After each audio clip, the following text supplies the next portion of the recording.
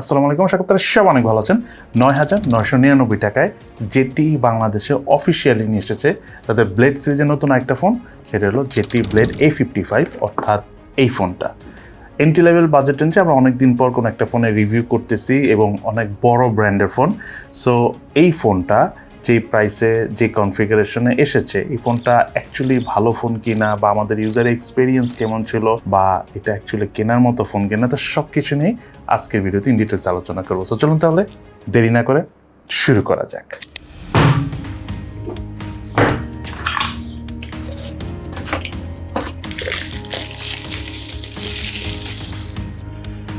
মোবাইলটার বক্স কন্টেন্টে রয়েছে user manuals, sim tray ejector, type C USB charging cable, soft plastic back cover, 10 ওয়াটের charger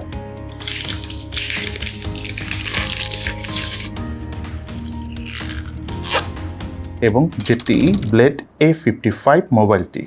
এই মোবাইলটার ডিজাইন এবং আউটলুকের কথা বলতে গেলে এর বডি এবং ফ্রেম দুটোই পলিকার্বনেটের তৈরি। তার পাশাপাশি রিয়ার প্যানেলে এক ধরনের শাইনি টেক্সচার দেওয়া রয়েছে। ফর দ্যাট রিজন হাতে নিয়ে ফোনটি আমাদের কাছে একটু গ্লাসি ফিল হয়েছে।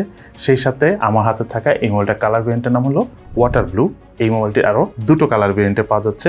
তার পাশাপাশি এই মোবাইলটিতে রয়েছিল অ্যান্ড্রয়েড অপারেটিং সিস্টেম এবং সেই সাথে UI হিসাবে রয়েছিল ZTE MIOS বা MyOS 14। তার পাশাপাশি এই মোবাইলটিতে 4GB র্যামের পাশাপাশি 8GB ভার্চুয়াল র্যাম রয়েছে। এবং এই মোবাইলের UI পারফরমেন্সের কথা বলতে গেলে মোবাইলটাতে কোনো ধরনের কোনো আননেসেসারি অ্যাপস বা ব্লটার নাই, একদম নিট অ্যান্ড ক্লিন। দুই একটা গেমস আছে, সেগুলো চলে আপনারা ধরে ডিলিট করে দিতে পারেন।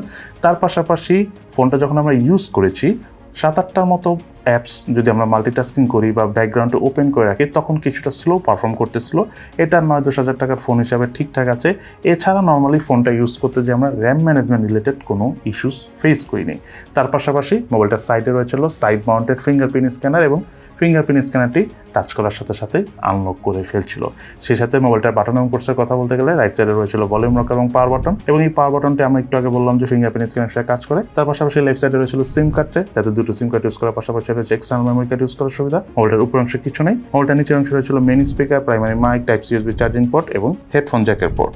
এবং এই মোবাইলটাতে রয়েছিল 5000 mAh ব্যাটারি, সাথে 10 ওয়াটের চার্জার রয়েছে এবং 10 ওয়াটের চার্জার দিয়ে ফোনটি আমাদের সম্পূর্ণ চার্জ করতে অ্যারাউন্ড 2.5 ঘন্টা থেকে 3.5 ঘন্টার মতো সময় লেগেছে। তবে ফোনটার সাথে 18 ওয়াটের চার্জার থাকলে একটু ভালো হতো, আর একটু দ্রুত আমরা চার্জ করতে পারতাম। তবে ফোনটা একবার চার্জ করলে অল ইন অ্যারাউন্ড আমরা 1 দিনের থেকে বেশি বা 1.5 দিনের কাছাকাছি চার্জ ব্যাকআপ পেয়েছি বেসিক ইউজ করে। তার পাশাপাশি ফোনটা যখন আমরা টানা ইউজ করেছি তখন এই ফোনটার স্ক্রিন অন টাইম অর্থাৎ চার্জ ব্যাকআপ পেয়েছি আমরা অ্যারাউন্ড 5 ঘন্টার মতো। এই মোবাইলটি রয়েছিল 6.75 ইঞ্চি সাইজের IPS LCD প্যানেলের ডিসপ্লে, সাথে আরও রয়েছে 90 Hz রিফ্রেশ রেট এবং ডিসপ্লে রেজুলেশন হলো 1600x720 পিক্সেল। 9-10 হাজার টাকার ফোন হিসাবে ডিসপ্লের কালার টোনটা আমার কাছে যথেষ্ট ভালো লেগেছে, যথেষ্ট ব্রাইটারও মনে হয়েছে। তবে ডিসপ্লের ঠিক উপরে সেন্টারে রয়েছে হলো ওয়াটার ড্রপ সেলফি ক্যামেরা, পাঞ্চল হলে ভালো হতো। এবং সেই সাথে এই মোবাইলটিতে রয়েছিল ওয়াইড ভাইন L3S সাপোর্ট।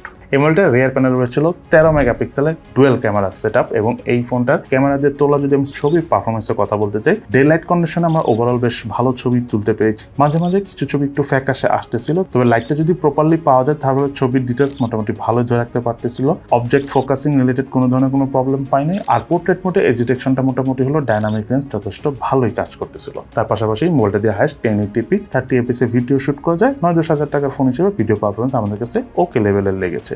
তার পাশাপাশি এই মোবাইলটা ফ্রন্ট প্যানেলে রয়েছিল 8 মেগাপিক্সেলের সেলফি ক্যামেরা, আর সেলফি ক্যামেরা দিয়ে আমরা ডে লাইট কন্ডিশনে যথেষ্ট ভালো ছবি তুলেছি।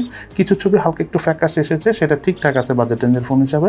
তবে আবার আমরা যখন পোর্ট্রেট মোডে ছবি তুলেছি ডাইনামিক রেঞ্জ অনেক ভালোভাবে কভার করার কারণে না বেশ ভালো লেগেছে এই ফোনটার সেলফি ক্যামেরা, যদি আমি 9-10 হাজার টাকার ফোন হিসেবে চিন্তা করি তাহলে। তার পাশাপাশি এই মোবাইলটিতে ক্যামেরা টু API সাপোর্ট নেই, আপনি চাইলে ইন ফিউচারে এই মোবাইলটিতে ম্যানুয়াল ক্যামেরা অর্থাৎ জিক্যাম ইউজ করতে পারবেন না। এই মোবাইলটার গেমিং পারফরমেন্সের কথা বলতে গেলে ফোনটা দিয়ে আমরা Candy Crush, Subway Surfers type গেমসগুলো প্লে করেছি। গেমিং পারফরমেন্স আমাদের কাছে ঠিকঠাক লেগেছে।